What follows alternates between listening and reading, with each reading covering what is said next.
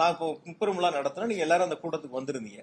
அங்க வரக்கூடியவங்களுக்கு குடிநீர் பாட்டில் தொடங்கி பிஸ்கட்ல இருந்து என்ன அவங்களுக்கு தேவையோ, ஒரு கால யாராவது சுகர்ல இருந்தா கூட அவங்களுக்கு தேவையான வசதி அங்க ஏற்பாடு செய்யப்பட்டதை நீங்க பாத்தீங்க.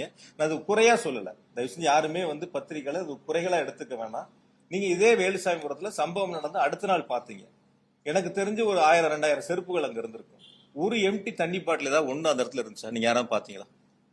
ஒரு குடிச்சா தண்ணி பாட்டில் எம்டி பாட்டில் கீழே தானே கிடக்கும். செருப்பு எப்படி கீழே கிடந்துச்சோ அதுதானே இருக்கும்.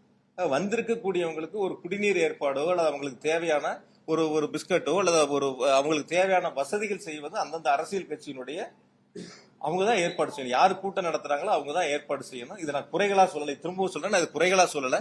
அவர்கள் அந்த இடங்கள்ல அதை செய்திருக்க வேண்டும். தண்ணி வசதினா ஒரு 11 மணிக்கு கூட்டம் அப்படின்னு சொல்றாங்க, இல்ல 12 மணிக்கு பேசுறதா பொதுச்செயலாளருடைய பேட்டி நீங்களே பத்திரிகையிலேயே தொலைக்காட்சியிலையும் போட்டிருக்கிறீங்க.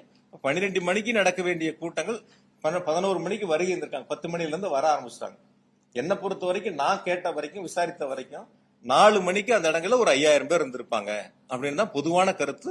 சில பேர் உங்ககிட்ட கூட நானும் பேசினேன், எவ்வளவு பேர் இருந்தாங்கன்னு கேட்கும்போது கூட நீங்க சொன்னீங்க 4000 ஒரு 5000 பேர் இருக்கும். அப்ப அந்த குறித்த நேரத்துல அந்த கூட்டங்கள் நடந்திருந்தாலோ அல்லது 12 மணிக்கு சொல்லி ஒரு 4 மணிக்கு நடந்திருந்தாலும் இது போன்ற ஒரு அசம்பாதங்கள் நடந்திருக்காது அப்படிங்கிறது பொதுமக்களுடைய கருத்தா இருக்கு. அன்னைக்கு சனிக்கிழமை கரூர்ல சம்பள நாள்.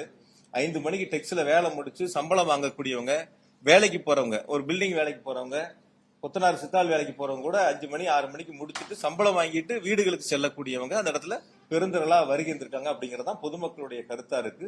ஆகவே அந்த ஏற்பாடுகள் என்பது காவல்துறை பாதுகாப்பு கொடுக்கும், அரசு கேட்கக்கூடிய இடங்கள் கொடுக்கும். நான் இன்னும் கூட கொஞ்சம் நீங்க வெளிப்படையா பிராக்டிக்கலா பத்திரிகையாளர்கள் நீங்க இது மக்களுக்கு சொல்ல வேண்டிய கடமை உங்ககிட்ட இருக்கு.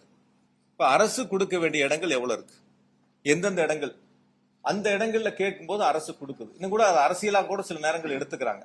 இந்த இடங்கள் கேட்டோம் கொடுக்கல, அந்த இடங்கள் கேட்டோம் கொடுக்கல அப்படின்னு சொல்ல அரசு அது ஒரு அரசியலா பண்ண ஆரம்பிக்கிறாங்க. அப்ப கேட்கக்கூடிய இடங்கள் நம்மளுடைய தலைவர் பேசக்கூடிய வரக்கூடிய மக்களுக்கு போதுமான இடமான்னு யார் தீர்மானிக்கணும்? அந்த அரசியல் கட்சிகள் தான் தீர்மானிக்கணும். இப்ப நாங்க தீர்மானிக்கிறோம் முப்பெருமிழாவுக்கு 2 லட்சம் பேர் வந்தாங்கன்னா இந்த இடம் போதுமானதுன்னு தனியார் இடத்துக்கு போறோம். அது மாதிரி அந்த அரசியல் கட்சிகள் தான் இடங்களை தேர்வு செய்கின்ற பொழுது இந்த இடம் சரியா வருமா, அரசாங்கத்துல இருக்கக்கூடிய காலி இடங்கள்ல ஏற்கனவே அனைத்து கட்சி கூட்டம் போட்டு அந்த கூட்டத்துல தீர்மானிக்கப்பட்ட 11 இடங்கள்ல அனுமதிக்கப்பட்ட இடங்கள்ல அனுமதி கேட்கும் போது கொடுக்குறாங்க. அதனால இது குறைகளா நான் சொல்லல, குற்றச்சாட்டுகளா சொல்ல.